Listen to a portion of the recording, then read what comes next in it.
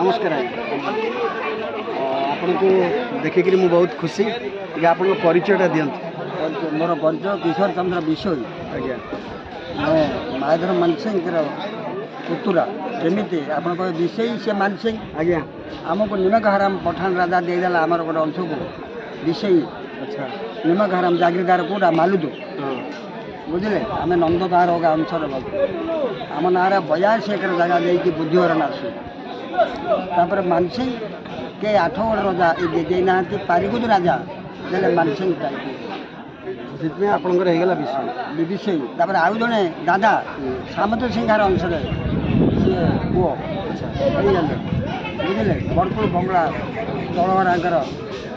झीटी आसला से झील पो मरीगला ताकि घरे सी अंशर पुओ हेमलता मानसिंह आपंकर कौन बोलते मोर शांत माँ ये गाँव से आसते बुईकरी आपण केते बयस होता 8-10 वर्ष 8-10 सहित मिसी हाँ मोर रजदोली पिला खेल सुनिकी टुकुनिकी हाँ शांत पिला दिहु से मोर भौणी अभिनेता स्काडर से स्काडर को बाई संघमिता से हूँ हलदिया हलदिया विजय कुमार संगराय माहेंद्र मानसिंह केमी देखी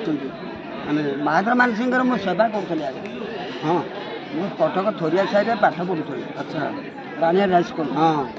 से बेले पाखे प्राय 10-20 वर्ष गाड़ी में जाऊँगी से ओडिया ज्ञानकोश कार्यालय थिला बेले अच्छा अध्यक्ष मुझे पहुँचली मत नहीं गले कटक मत ना देखले शांत पंचायत सरपंच पाखे हेडमास्टर मोर रानियर हाई स्कूल मु खाली आज्ञा पैसा शांत दिखते घर जाए पैसा नहीं हिंदी सिनेमा हित बसी जाए गाथा रहे मेरा दिल तू ही मेरी मंजिल एमती खाली सिनेमा देखे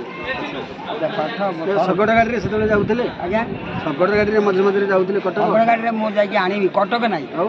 स्टेशन स्टेशन हुमा अच्छा से चिठी देवे हाँ पालूर पोस्ट चिठी देले से चिठीटा आम पाइबू पाइबी ईश्वर तू दीनबंधु को कहीकर पाइबी गुमस्ता शगड़ आणु हुमा स्टेशन ये जो माहेंद्र मानसिंह गीत कौन मन अच्छे ये गीत अच्छे आज्ञा किसी कहूँ गोटे गीत हूँ जो आप हेमलता मानसिंह लिखिं शांत माँ कही शांत आपा निजे लिखिं से कविता जन्मे जन्मे हे अबुझा प्रिय हुओ तमें मोर परम शांत माँ निजे कहते मुझे लोकंर मोर तुम हाथ धर तुम आ घर ता घर पुस्तक अच्छा ए नमस्कार से से प्रणय कवि प्रेम कवि बुझे जन्मे जन्मे हे अबुझा प्रिय हुओ तमें मोर परम मोर कथा नौ सकाଳେ ଡାକନ୍ତି ତମେ ତମେ ବୋଲି ସେ ତମର ମୂଲ ନାହିଁ ତମେ ଯେତେବେଳେ ତୁମେ ବୋଲି କୁହ ଏତେ ମିଠା କାହିଁ ଏଇଟା ଖଲିକୋଟ କଲେଜର ପ୍ରିନ୍ସିପାଲ ଥିଲେ ମୁଁ ସେଇଠି ତାଙ୍କ ବାସଭବନରେ ଅନନ୍ତ ବାସଭବନରେ ଥିଲି ଚିଠି ଦେଲେ DL ଡକ୍ଟର ସୂର୍ଯ୍ୟକାନ୍ତ ଦାସ ସେ ଚିଠିଟା ପାଇଗଲେ ସମ୍ବାଦରେ ବାହାର କରିଦେଲେ ବୁଝିଲେ କିନ୍ତୁ ସେଇଥିରେ ଲେଖା ହେଇଥିଲା ସକାଳେ ଡାକନ୍ତି ତମେ ଉଠିଲେ ସେ ତମର ମୂଲ ନାହିଁ ତମେ ଯେତେବେଳେ ତୁମେ ବୋଲି କୁହ ଏତେ ମିଠା କାହିଁ ପାଏ ଆପଣ କବିତା ପାଠ କରନ୍ତି ହଁ ହଁ ହଁ ହଁ ବଟେଶ୍ୱର ବଟେଶ୍ୱର ବଟେଶ୍ୱର କଥା କହିଲି ଆଉ ଅଳସର କଥା କିଛି ନାହିଁ ହଳେଶ୍ୱର କଥା ବହିରେ ଲେଖା ଅଛି ଏଇଟା ରହିଛି ତାପରେ ଆଉ ଅଛି ମହାନଦୀର ଦକ୍ଷିଣ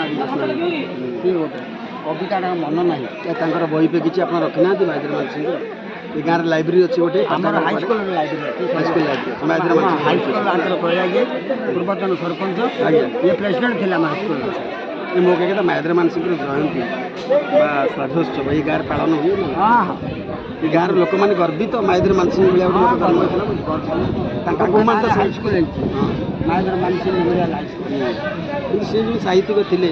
साहित्य चर्चा वर्ष को थे हुए थे जन्म जयंती ये हाँ अलग जगह जो कवि मैंने अच्छा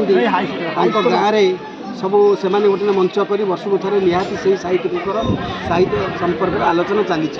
मुझे जाना चाहूँगी माहेंद्र मानसिंह नंदला जो गाँ से जन्म होते वो सारा ओडिशा ओडिशा सारा भारत विशिष्ट कवि से जन्मदिन में श्राद्धवार्षिक ये किसी साहित्य सभा अनुष्ठित होती संपर्क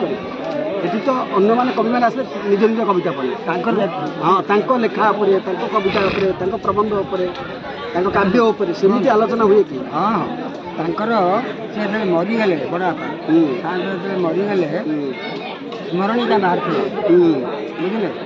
ସେଟା ମହେନ୍ଦ୍ର ମାନସିଂ ସ୍ମରଣିକା ପ୍ରଭାତ ପୁରୁଷ ବିଜୁ ପଟ୍ଟନାୟକ ଭୂମିପୁତ୍ର ସିଏ ନିଜେ ଲେଖିଲେ ଓଡ଼ିଶାର ଗର୍ବ ଗୌରବ ଓଡ଼ିଆ ସବୁ ଗୁରୁ ମାନସିଂ ତାଙ୍କର ସ୍ମରଣିକା ଥାଇଛି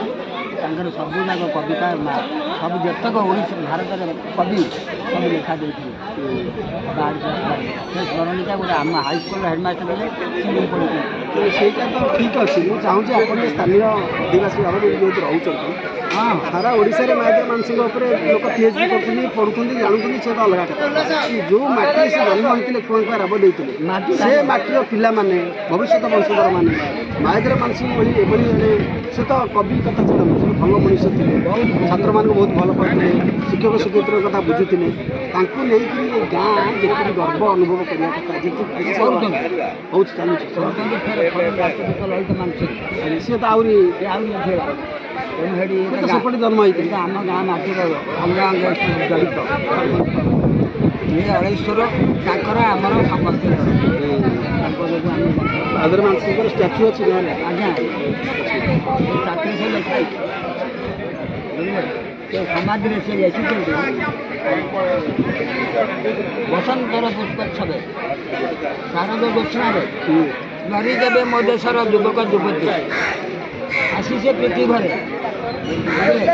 ଏବେ ସେ କୁସୁମ ଅର୍ପଣ କରିବେ ସେହି ହେବ ମୋର ଜୀବନର ମାନଦଣ୍ଡ ସେହି ମୋର ଶ୍ରେଷ୍ଠ ନମସ୍କାର ଆପଣଙ୍କୁ ଭେଟିକିରି ବହୁତ ଖୁସି ହେଲି ମୁଁ ଚାହୁଁଥିଲି ଗୋଟେ ବର୍ଷିଆନ ଲୋକଙ୍କ ସହିତ ଭେଟିକି ଆସିବେ ଜାଣିଥିବେ ବିଷ୍ଣୁଙ୍କୁ କହିବେ ଡାକିବା ଗୋଟେ ଆମର ସାହିତ୍ୟ ଏକାଡେମୀ ଆସିବ ନଭେମ୍ବର ଡିସେମ୍ବର